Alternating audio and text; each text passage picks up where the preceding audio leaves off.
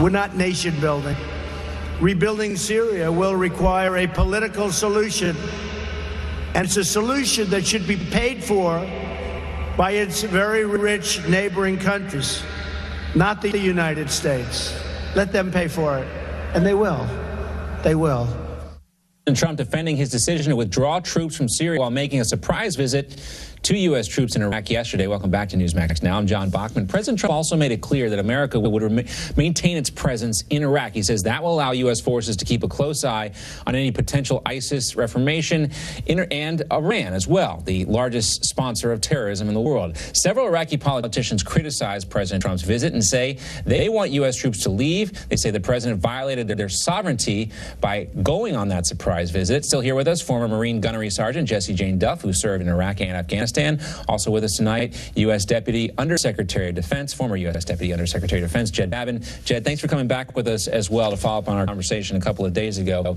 Jed, your thoughts on President Trump's military strategy? He's standing firm on the Syria withdrawal, but he says U.S. forces will remain in Iraq. Are they properly positioned to deal with Iran and possible reformation of ISIS and the Syria situation? No. To be very frank about it, I'm not sure what the strategy really is. We have too few people in Iraq to deal with Iran, to deal with Russia, which is established in Syria as well as Iran. And the reformation of ISIS is going to take place regardless of that number of troops in Iraq. I mean, we don't have an overall strategy there. We're still nation building in Afghanistan. Mr. Trump is apparently leaving the Kurds, our second most faithful ally in the Middle East, save only Israel, leaving them to the tender mercies of Turkish President Erdogan, who wants to kill them all. So I'm really not sure where this is going. I think that withdrawing from Syria is a good idea, but I don't think we're really dealing with the aftermath of that decision at all well. What about you, Jessie Jane? What do you think? Well, I can't agree more with Jeb, because what he is saying is very clear. We do have allies in that region that had helped us fight ISIS, which were the Kurds. The YPG is an incredible force that really did the ground combat measures for us, essentially along with the Syrian Defense Forces. And pulling out like this, many of the Kurds were left in shock. It was reported that they were surprised because they pretty much found out the same way we all did. However, I do have some hope and optimism because President Trump had declared his loyalty to the Kurds many, many times. I know that he is a very impulsive person, but he is not unfamiliar with making a change in his direction. He did indicate recently that this will be a very slow and methodical withdrawal. So that gives me some inclination that we are ensuring that the Kurds will have some form of protection.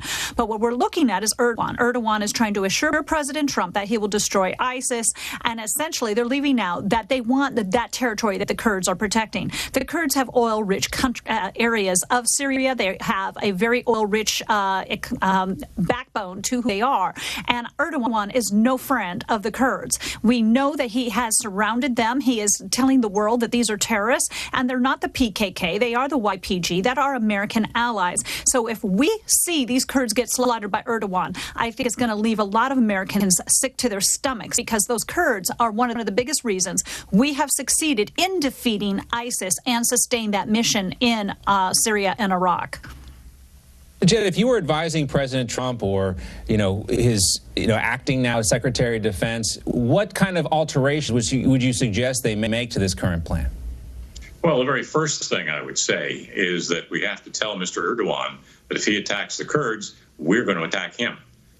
There can't be any quibbling about this. Let me ask you that, because I think technically Turkey is one of our NATO allies, right? Not just technically, they signed the NATO treaty. So, okay, so in that case, I mean, they've already, there have been Turkish members of the military kind of threatening American forces, which was strange. But, to have you say that, to say that we should put that on the table and say we would attack a NATO ally, what does that mean for NATO? Well, it means a lot for NATO, but it really means much more for Turkey. Turkey is no longer the nation that signed the NATO treaty. They are an Islamist state. Erdogan has turned it into pretty much a radical Islamist state, not quite the equivalent of Iraq or Iran, but they're well on the way. They've signed a treaty with Iran and Russia to preserve the terrorist regime in Assad's Syria.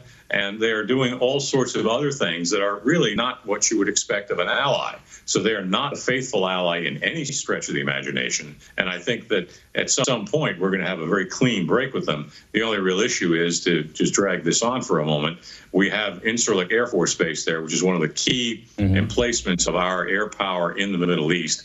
And we're frankly going to have to move it pretty soon. And move it to where? Saudi Arabia, we could probably move it. The Israelis probably don't want it because they've got enough problems of their own. But we could move it to Israel. We could probably move it to Jordan, quite frankly. Maybe move it to Jordan. I mean, the argument, you hear some people say, Jessie Jane, like Rand Paul, the only thing that happens by having a U.S. military presence in the Middle East is it creates more terrorists, that and that this has been a fool's errand in the first place. What do you say to Rand Paul? Well, I would love to believe what he's saying, but then what's his explanation for 9/11? What's his explanation for the Marine barracks being bombed in 1983 by the Iranian-backed Hezbollah? That was the largest explosion prior to 9/11, and more Marines were killed in that explosion than on Iwo Jima. I mean, this is really, or I'm sorry, not more than, but since Iwo Jima. But what I'm trying to get at is that terrorism has been infected throughout our nation, throughout the world, and causing great chaos. To suggest that American presence only increases that, I think, is very naive. We can go back to the Lockerbie bombings. We can go back and to ages of the terrorist activity in my lifetime and all of our lifetimes. So what are we doing wrong? Maybe we need to reevaluate that, but withdrawing and always not having any presence may not be the answer either. I agree that we do not need to have long-sustaining wars, but the one thing that we must have is a good exit strategy. And without exit strategy creates the vacuum that created ISIS in the first place. I'm not suggesting we make a lifetime commitment over there, but I am suggesting that when you do withdraw, ensure you have NATO forces or you have forces in the region that are willing to defend our allies like the Kurds, such as the UAE, Saudi Arabia. Ensure that we have forces in that region that will go against Iran and be more aggressive about it. Because no, the United States cannot be the entire muscle of the Middle East. I do agree with that, but I do not agree that we're creating terrorists by being present. Well, there will be men and women who are turning 18 next year, and for them, this has been a lifetime commitment, basically, since 2001. This has lasted their entire life. Maybe time for a policy change or strategy, but something cohesive. I want to take a look, too, at the way that this was portrayed by the media, President Trump's visit over there. CNN took some shots at President Trump for, quote, politicizing his message to the troops. Let's take a listen. It really was perplexing when watching his message today, and then yesterday. I do have to tell you, I tried not to because I was with my family. But when we turned on CNN and we saw the president politicizing a Christmas message, it's like we kept saying he's like the Grinch. Instead of, I'm being honest. No, he stole Christmas. Everything with this guy, as I said, it's like a reality show, and the reality is lost for the show. And so when he comes back, it seems very disingenuous. Things that presidents normally do that they get kudos for, he doesn't, because it seems so contrived and so disingenuous. All right, so President Trump, yes, he's not conventional when it comes to his methods. But, Jed, was there anything in the president's speech that concerned you about what he said? No, of course not. I mean, the president is who he is. He went ahead and visited the troops finally. I'm very glad he did that. If we're looking for ways to criticize President Trump, CNN is always going to find him. The Washington Post is always going to find him. I'm frankly bored with those guys, and I never watch CNN. But to me, the only thing that was really kind of troubling was the apparent unmasking of a SEAL unit, and that really should not. Yeah, that is a little bit of a concern. Newsweek pointed that out. Apparently, President Trump posted a video on Twitter which unmasked some Navy SEALs, which is supposed to be classified normally. But Jessie Jane, other than that, which is a significant issue, was there anything in Trump's message that you felt like was too political? Basically, he's there to cheerlead on our troops, and he seemed to do that. They seemed to enjoy his presence.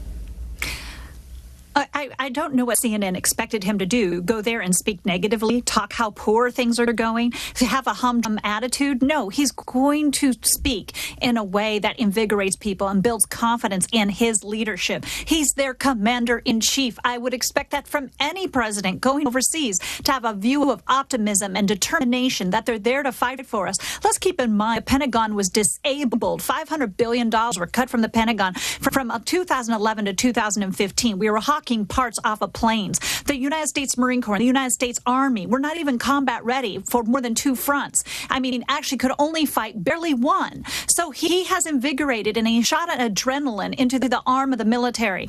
And this is what troops respond to. If they're offended by that president, I would dare to say they'd be offended by a gunnery sergeant, because we probably speak a little more vulgar and a little more boldly.